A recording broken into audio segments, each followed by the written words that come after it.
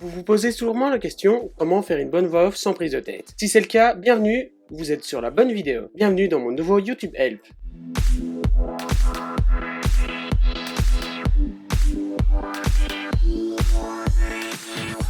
Salut la team, c'est JN Technologies. Aujourd'hui on se retrouve pour une nouvelle vidéo, encore dans un nouveau décor. Vous allez voir pourquoi. Aujourd'hui je vais en tout cas vous montrer mes astuces pour faire une bonne voix off. En tout cas les astuces que je connais, comme ça je pourrais vous aider. Avant toute chose, il faut savoir que j'utilise le logiciel Audacity. Donc je vous invite à le télécharger, les liens seront dans la description. Après avoir téléchargé Audacity, il y aura donc deux méthodes. Pour commencer, la méthode 1, c'est la méthode que j'appelle manuelle. On va donc prendre notre micro que l'on a branché au préalable. Alors ce que je vous conseille pendant l'enregistrement, c'est d'avoir une couverture que vous allez devoir placer au-dessus de vous afin d'avoir moins de réverbération dans votre pièce. Donc en fait, le son va voyager juste entre la couette et le micro. Comme ça, vous aurez un plus beau son, un peu plus propre. Donc moi je vais le faire sans, juste pour le test. On est donc sur Audacity, je vais vous montrer comment ça se passe. On vérifie ici que notre micro est bien branché. S'il est bien branché, on peut continuer. Alors moi ce que je fais généralement, je place la couverture au-dessus de moi et je lance l'enregistrement.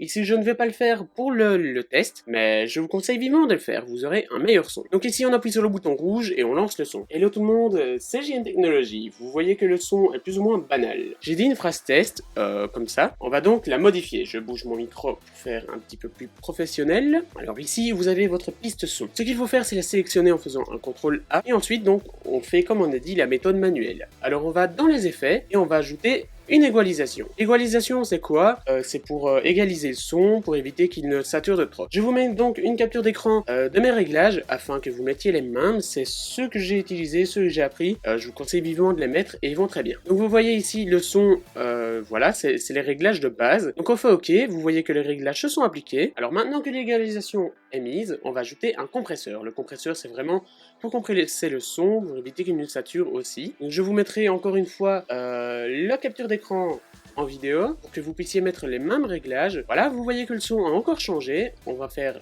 encore une fois un nouvel effet et cette fois-ci c'est un noise reduction, donc ça veut dire une réduction de bruit ambiant.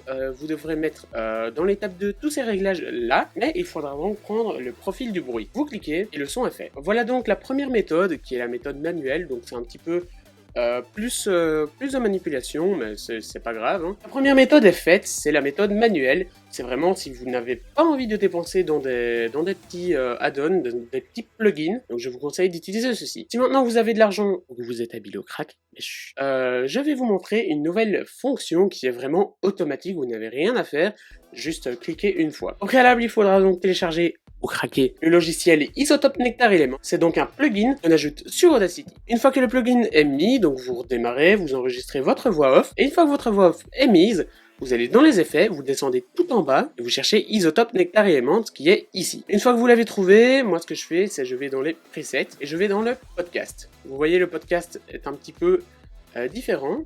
Donc ce que je vous conseille de faire, c'est donc d'augmenter le level. Donc je vous mets toujours une capture d'écran pour que vous puissiez voir ce que j'ai mis comme réglage et ce que je vous conseille de mettre. Donc il faut augmenter le level, mettre un peu de gate, de DSR et monter un petit peu le timbre. Une fois que c'est fait, vous avez juste à appuyer sur appliquer et voilà, normalement tout est bon. Moi, mais c'est facultatif, je rajoute quand même un noise reduction pour éviter d'avoir du bruit de fond. Donc moi, je le mets parce que j'ai envie de le mettre, mais vous n'êtes pas obligé de le mettre. Voilà, le son est traité, une fois que c'est fait, vous faites comme d'habitude, vous allez dans Fichier, Exporter audio, vous mettez un nom, moi je vais mettre test, moi je le mets en wave, donc si vous voulez le mettre en MP4, MP3 ou quoi, vous faites ce que vous voulez, moi je préfère le wave, c'est une meilleure qualité, et vous enregistrez. Et voilà, on voit donc le son qui se trouve ici, il fonctionne correctement, je vous mettrai donc l'échantillon du son dans la description, et voilà.